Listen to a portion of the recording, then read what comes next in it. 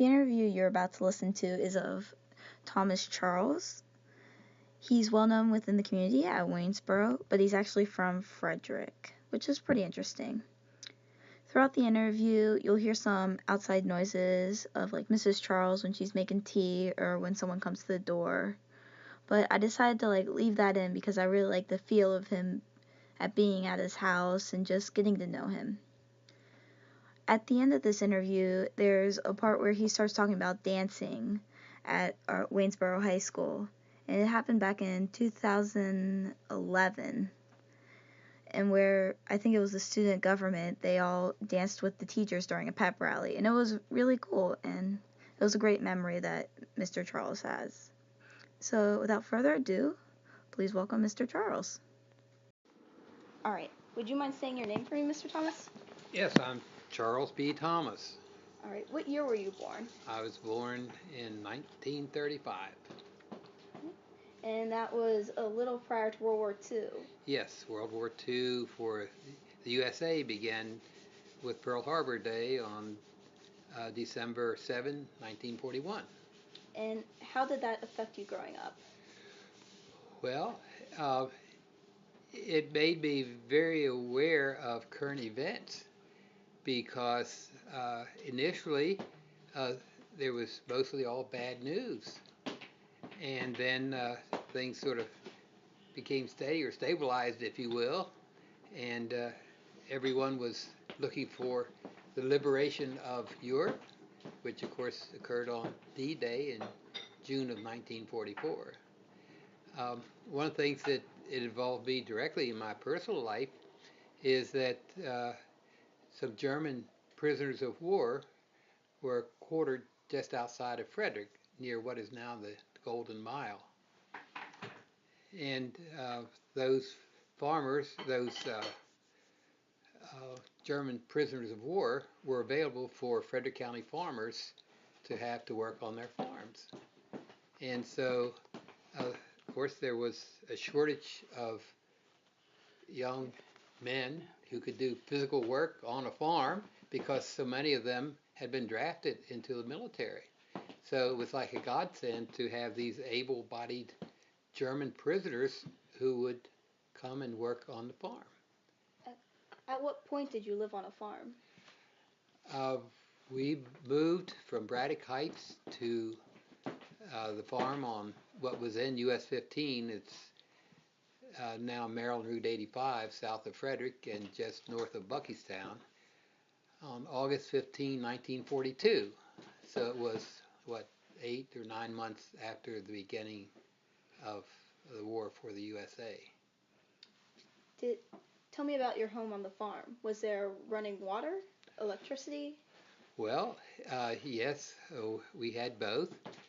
And I might add that in 1941, it wasn't unusual for people, even in Frederick area, to not have running water. We bought the farm from Dr. McCuskey, who had practiced medicine for years in Frederick County, and this was his home, a very nice home. I guess, well, let's see, it was brick. It had 4 bedrooms and a living room and a parlor, dining room, and a modern kitchen, modern for the day. And we enjoyed that very much. There was just the 4 of us, my parents, a brother, George IV, and myself. And he's just a year and a half older than I, but just 1 year ahead in school. So he was always, just 1 year ahead of me in the school. How many siblings did you have? Just the one. Okay. Do you remember when you first got a television? Oh, yes. When was that? Yes. That was, let's see, I believe I was in the 7th grade. It could have been 6th, but I think it was 7th, which would be about 1947. And we had an outdoor antenna, and we could pick up 3 Washington stations.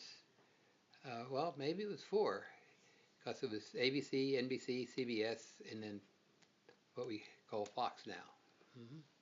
and we had a little motor on the antenna, and we could direct it to Baltimore. But even when the antenna was pointed toward Baltimore, those stations came in with what we called snow. They were not clear, but we did get clear pictures from Washington, D.C., and we had what was called a 12.5-inch screen, which was bigger than those who had 7.5 and 10.5 inch.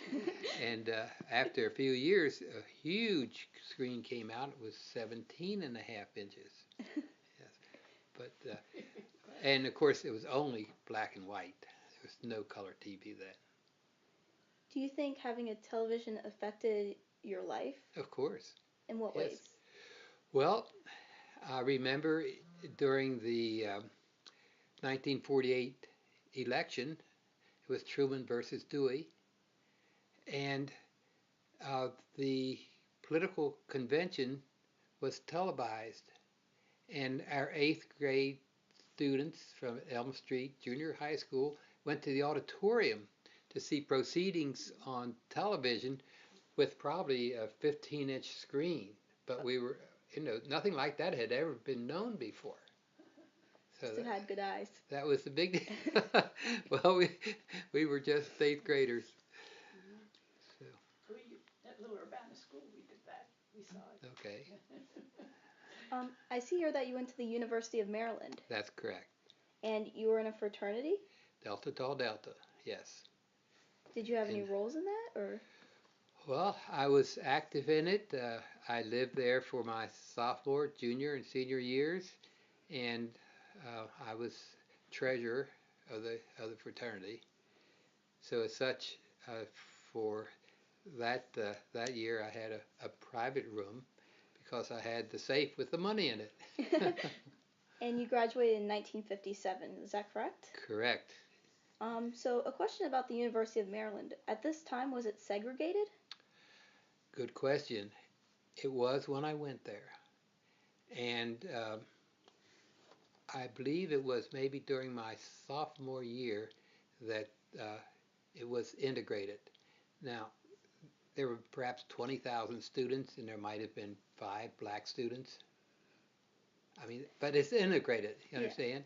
Yeah. And I believe it was that year or the next year that we had the first black football player, and he played every game.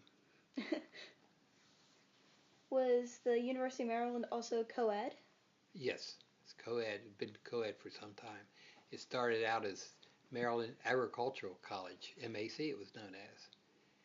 And then especially during the governorship of Harry Byrd, it grew tremendously. That's interesting. So how did desegregation affect you as you? Well, it didn't really make any change in my life. When I was in public schools in Frederick County, Maryland, the schools were segregated, and that was just normal. I mean, that's just the way it was. And we didn't really think about it. We knew there was Lincoln High School in Frederick, and then they also had elementary and junior high classes. But it was just the way it was. And I traveled quite a bit when I was, well, after World War, I began to travel. We didn't travel much during the war. But I'd been to the South many times, and I knew what it was like as soon as you were in segregated country. But even Maryland was segregated. Maryland is south of the Mason-Dixon line, and that's often considered the border, you know? Yeah. When we went to Washington, D.C. to shop in the department stores, there would be fountains. It'd be white, it'd be colored. And there was no police officer there, anyone, but white people went to the white and yellow. Well, we called them colored. They were called colored. It didn't say black or it didn't say Negro. It said colored. And the restaurants were the same in the department stores. In the restaurants, in our nation's capital, Washington, D.C. And that was Okay? normal. Uh, that's the way it was. Yeah. That's the way it was as you were growing up, you know? And that's the way it was in Frederick County, Washington County, too. Well, thank you for sharing that. All right, you're welcome. I have here that you were drafted into the Army in 1958. That's correct. In June of '58, I received greetings, uh, and that was from President Eisenhower. And he said you're to report such and such a day, and I did, of course. And if you volunteered for the Army in those days, you signed up for a minimum of 3 years active duty, or you could sign up for 8 years and have like inactive duty. But I went for the being draft. Every young man who was considered, quote, morally fit and was physically fit and mentally fit served time. Now, there were some who, for religious reasons, objected to military service, and they could become medics. But everybody, every male, every young man served. So there was no choice in it. You had There's to. yes, and I gladly went, and that was my obligation. It's like you must go to school, and if you're fit for the military, you must be in the military. Sometimes the Navy would fall short. I don't know if the Air Force ever fell short, but if they didn't have enough volunteers for the Navy, then some of the draftees would go to the Navy. I've also read that you served in Korea for 13 months during this time. That's correct. What was your experience like? Well, it's another world over there. And this is 1958. You see, the Korean War was over in June of '53. So this was 5 years after the hostilities ended. Okay. And the 38th parallel had been the boundary between the two, but the boundary was set at what was then where the fighting was between the two sides, which was very close to the 38th parallel. And Seoul is, I don't know, 35 or 40 miles south of North Korea. It's not far at all. No. With a good road, it's well less than an hour's drive. Yeah. And of course, it's within artillery. Well, I was in an artillery unit, field artillery, with 155 millimeter cannons, and we were stationed perhaps 5 miles south of the border. And while there, I did visit Panmunjom, where the North and South meet from time to time in case there's any issues they decide to settle face to face, which isn't very often now, and it's where the truce was actually signed between the United Nations, which is largely the USA, but we had allies there, and it was the United Nations order, you know that, and then the North Koreans. And what are your current opinions on the North Korean situation that we face today? Oh, well, it's a great case to show the difference between communism and capitalism. Like every other place I can think of where communism has been tried, it's been an economic nightmare. The people have what the government decides you will consume. In our system, there's lots of choices. And so the citizens vote with their dollars what manufacturers they want to support by buying their products. And so the people in that way really decide what is being produced. It's not by some central planner in the capital city deciding what we're going to produce this year. What the cars look like, designing the car, it's all government done. Many people complained in our free system about Department of Motor Vehicles, not just in Pennsylvania or Maryland, but I think in virtually every state. Mm-hmm. It's government run. if there's some company or companies that competed to service people who needed the services of the Department of Motor Vehicles, just think how they would listen to their customers and do things that were customer oriented rather than bureaucratic oriented. Yeah. So you're saying there's no drive to be a better service as What incentive is there? yeah. I'm going to get my annual pay, my annual pay increase, if the government has an annual pay increase or however often it is, and if I do a good job or I just do a mediocre job, I'm not going to be fired. And so unless I really love what I'm doing, Thank you. I don't care about what kind of job I do, you know? Oh, that definitely makes sense. Mrs. Charles is handing us tea right now. Looks delicious. Thank you. Well, it's Earl Grey, which is sort of a family selection of tea. I don't know how. I don't need cream, but no, thank you. It's a thing. And, oh, here, I have to get you a little. These are all obviously chocolate covered. These are eclairs. And Oh, this is a favorite at our house. Thank you.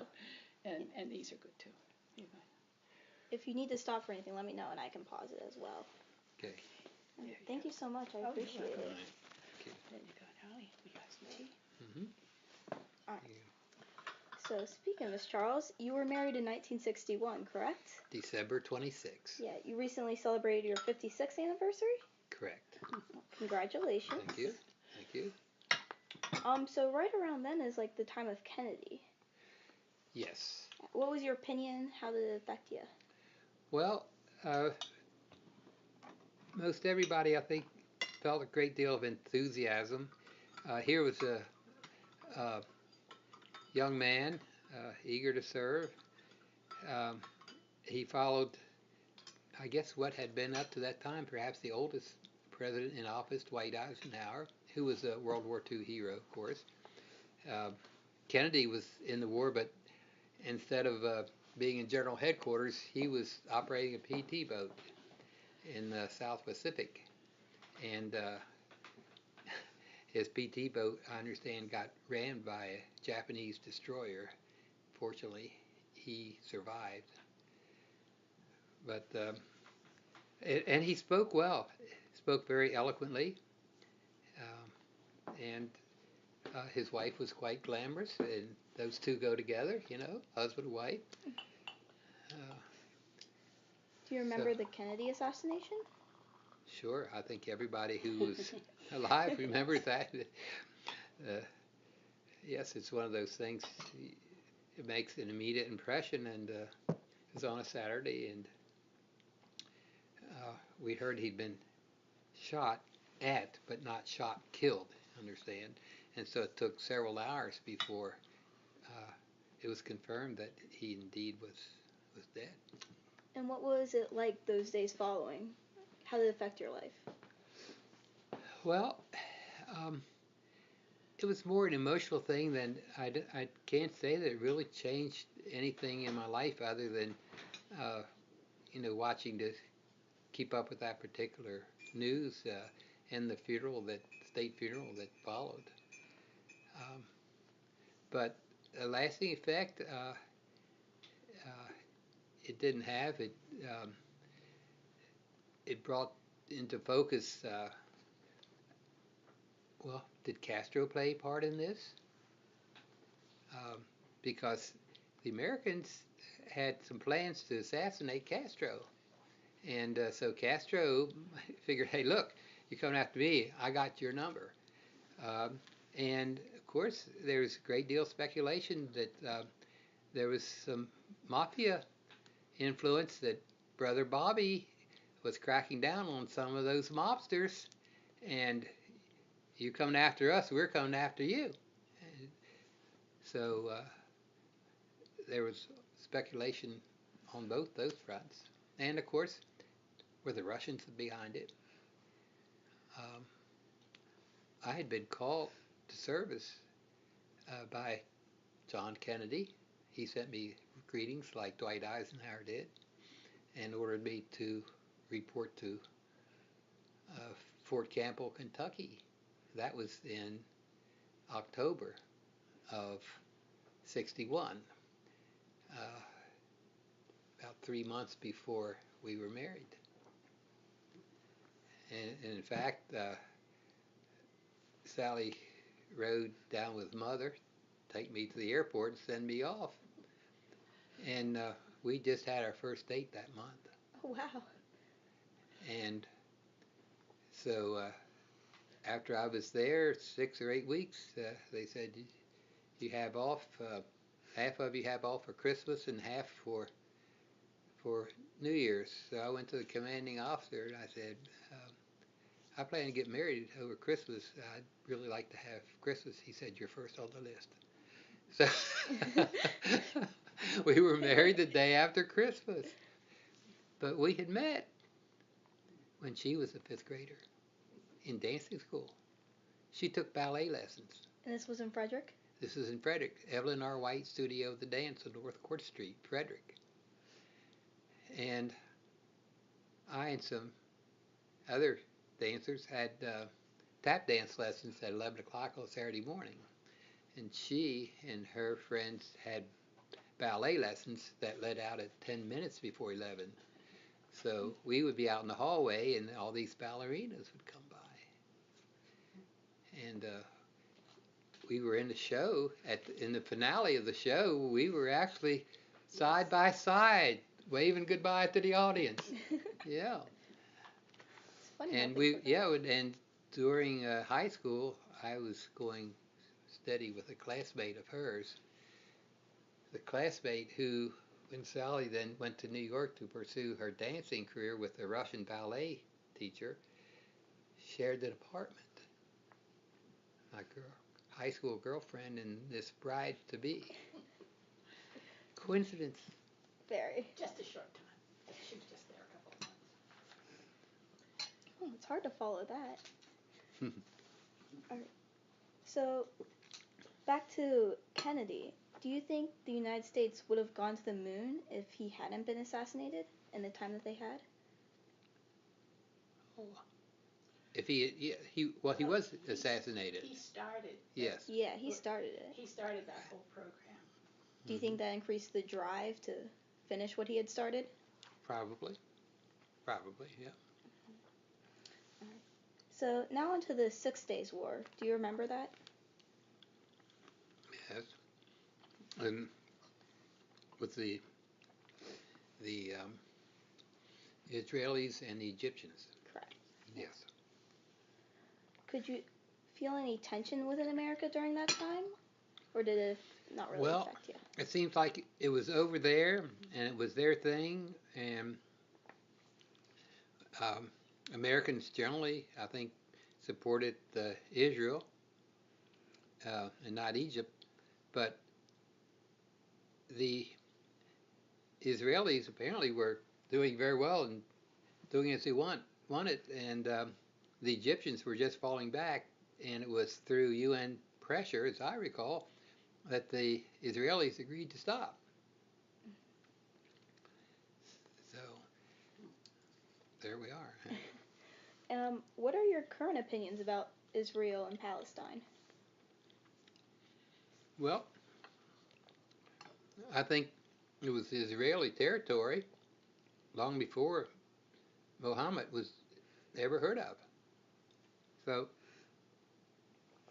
they're talking about who was there first. It seems like they ought to be there, but of course I just hear American news. But from the news I hear, it sounds like the Israelis are agreeable to talking, and the Palestinians don't want to. Now, maybe that's just because I only hear American news, but that's the impression I have, yeah. So, what were you doing during the Vietnam War? Well, I was following it on the news, and I was growing water lilies. And at that time, water lilies were considered something for the rich. I mean, who could afford to have a pond, build a pond? You know, they're not cheap to build, and then to maintain it, it must be hard. Who knows anybody to ask anything about water gardening? How, even if I had it, how would I know what to do? So early on, uh, well, from the time I graduated from college, I took my mother's place in talking to garden clubs. She talked to garden clubs.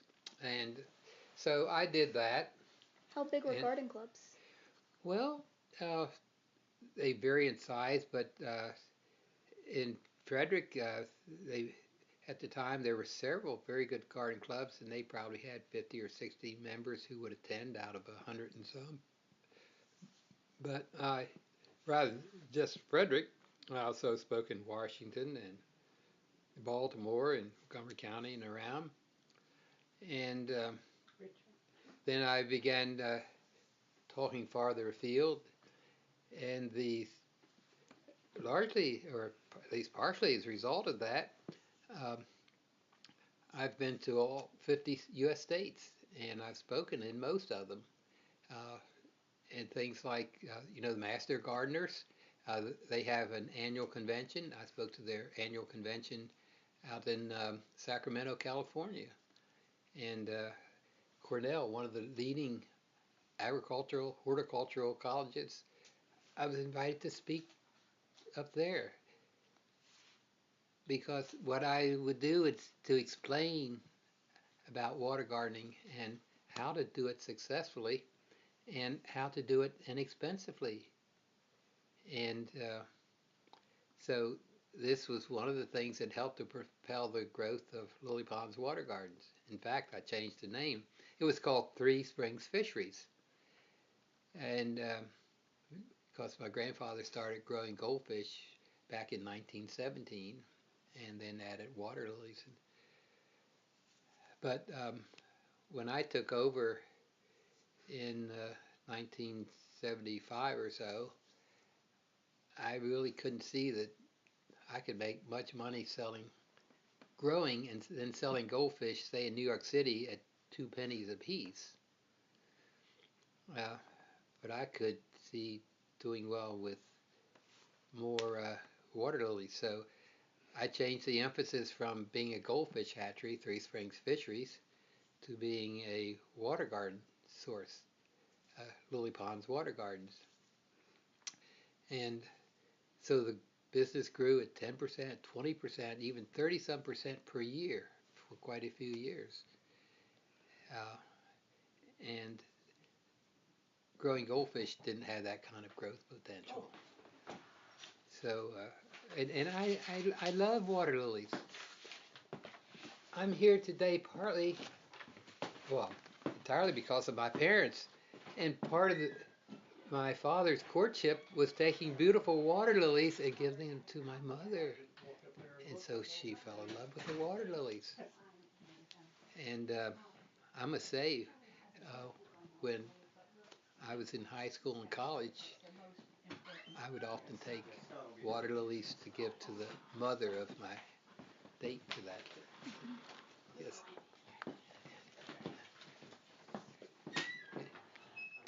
So, water lilies, that was a family business, correct? It's family business, yes. And so you took over in 1975. Mm-hmm. All right. In your opinion, you said the business continued to grow exponentially. How did your company impact the water gardening industry and its popularity? Well, uh, when I started in 75, uh, we were probably the second largest producer of water lilies. Uh, but soon we became number one. And I think a lot, when you're in high school, you were there not too long ago, they'll tell you when you plan for your future to do something you love. do what you love to do. And if you do what you love to do, you're bound to be successful. And I just love growing water lilies.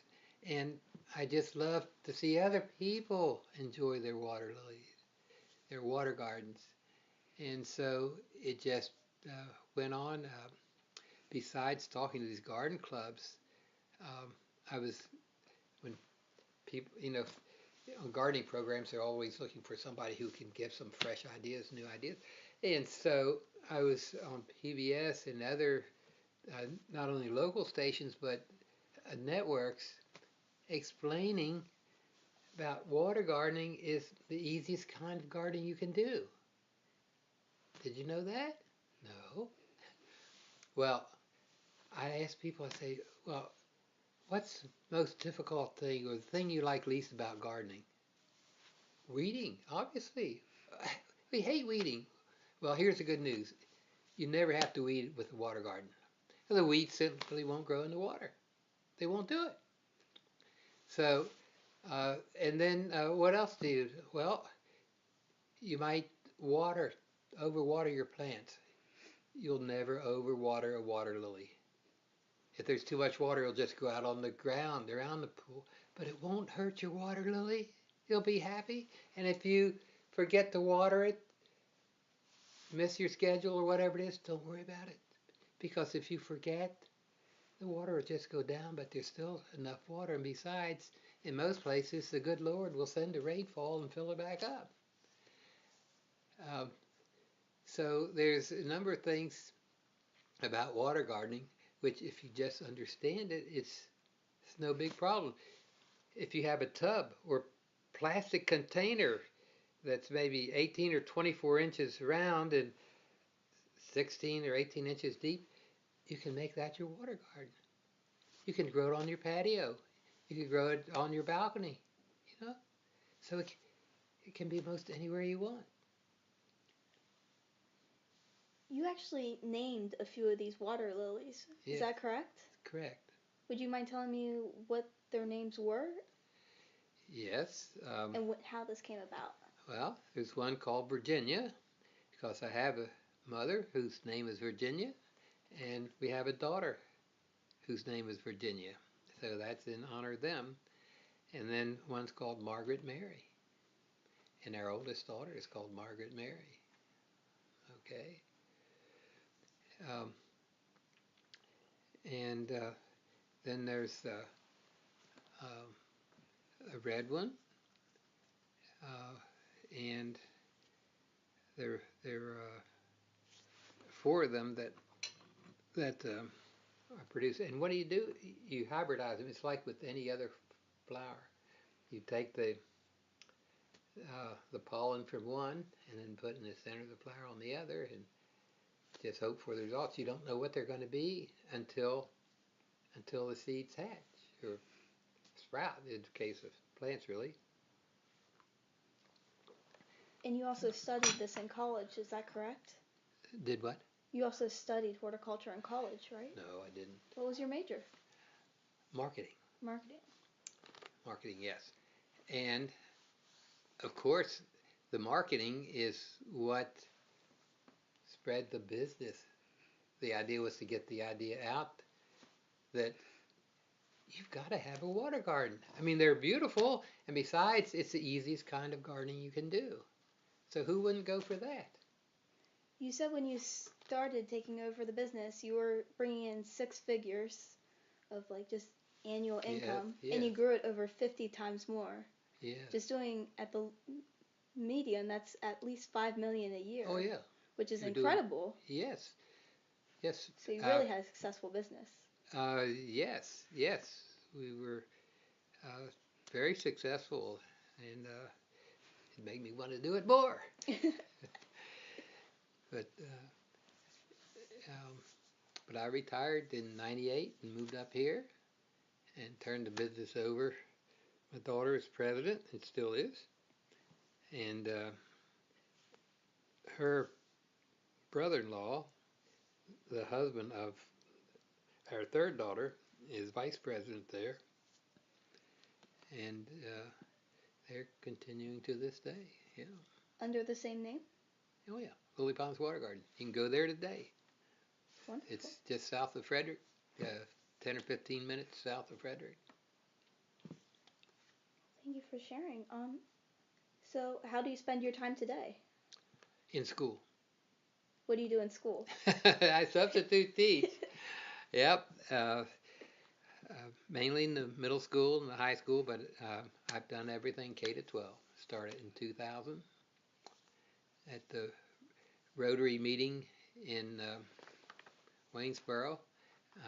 I I continue my membership in Rotary. I was in Rotary Club of Frederick um, until I started teaching in 2000. And when I started teaching in 2000, I realized I could not teach on Wednesdays because the Rotary Club meets at noon on Wednesdays, and it just was incompatible with teaching. So then I resigned from the club. I highly recommend Rotary for people who are in any kind of business. It's a wonderful organization, but I'm not here to give a commercial on them. I was in Rotary in high school, and it was a great organization. Yes, yeah. Generally, it's the best in any particular town of the service clubs, in my opinion. Is there anything else you'd like to share, or anything you think I missed? Oh, well, uh, I think you certainly covered the highlights of it. I I have always, I won't shouldn't say always. I wasn't always happy to take music lessons, and I wasn't always happy to take dance lessons. But those are two of the best things I've done. Um, through dance, I met my bride, and I still love to dance. Um, you're on Facebook, Mm-hmm. uh, and we're let's see, were you, no, you weren't in high school in 11. I think it was 11 when. I remember when you danced with Carla. Yes, yes. You weren't there in 11, were you? I was a freshman. That was your freshman year. Yeah. And I really enjoyed that. It probably showed. Um, yeah, and so that was my Facebook picture for a good while. But also here in Waynesboro, dancing. Uh, Sally and I attended a couple of the proms, and we enjoyed dancing with the high school students. And with the music, I love music. I especially like classical music, but I also enjoy country music, at least the way it was 50 years ago. It's changed some, as has popular music. Um, but with the music, uh, it's a great socializer, and I've played the organ at our church in Buckystown, south of Frederick, and came up here, and for years I played the organ here at St. Rita's. And there's certain satisfaction when you do that, something like that. Well, thank you so much for your time, Mr. Thomas. You're quite welcome. I appreciate You're welcome. it. You're welcome.